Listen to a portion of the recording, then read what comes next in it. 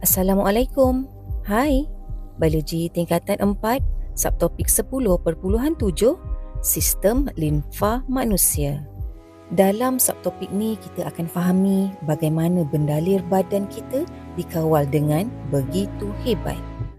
Pengembaraan bermula apabila darah mengalir dari arteriol masuk ke kapilari darah dengan tekanan hidrostatik yang sangat tinggi. Tekanan yang tinggi ini memaksa plasma darah meresap keluar untuk memenuhi ruang di antara sel lalu membentuk cecair yang baharu bernama bendalir tisu. Bendalir tisu membolehkan proses pertukaran nutrien, oksigen dan bahan buangan berlaku secara terus antara darah dengan sel badan kita.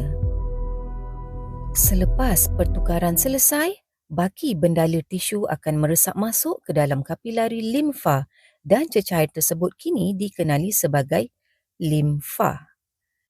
Sistem limfa manusia terdiri daripada beberapa komponen penting seperti kapilari limfa, salur limfa, nodus limfa dan juga organ limfa seperti limpa dan kelenjar timus. Komposisi limfa sangat berbeza jika dibandingkan dengan darah. Limfa langsung tidak mengandungi eritrosit iaitu sel darah merah. Platelet pun tak ada, protein plasma pun tak ada.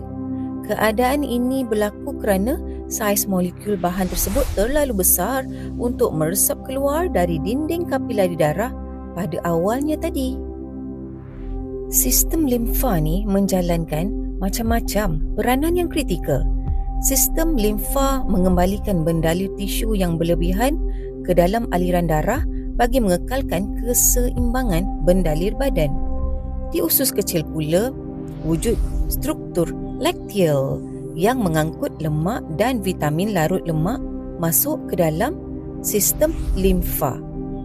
Bagi sistem pertahanan tubuh pula, nodus limfa bertindak menapis bendalir limfa serta menghasilkan limfosit untuk memusnahkan patogen.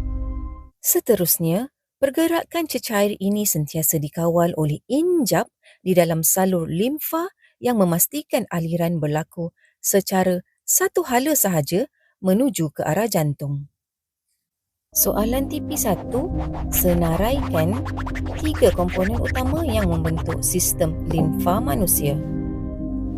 Now, bagi jawapannya, kamu boleh pilih antara komponen penting dalam sistem limfa manusia adalah seperti kapilari limfa, salur limfa, nodus limfa dan juga organ limfa seperti limpa dan kelenjar timus.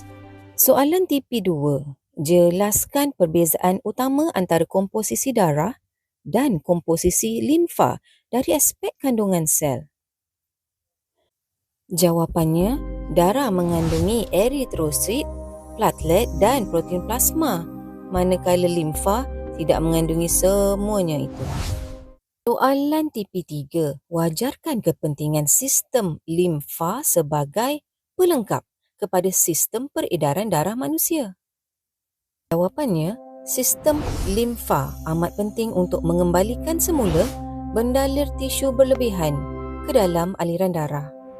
Tanpa sistem limfa, isi padu darah pasti berkurangan dan tisu badan akan membengkak, seterusnya menyebabkan penyakit pembengkakan edema.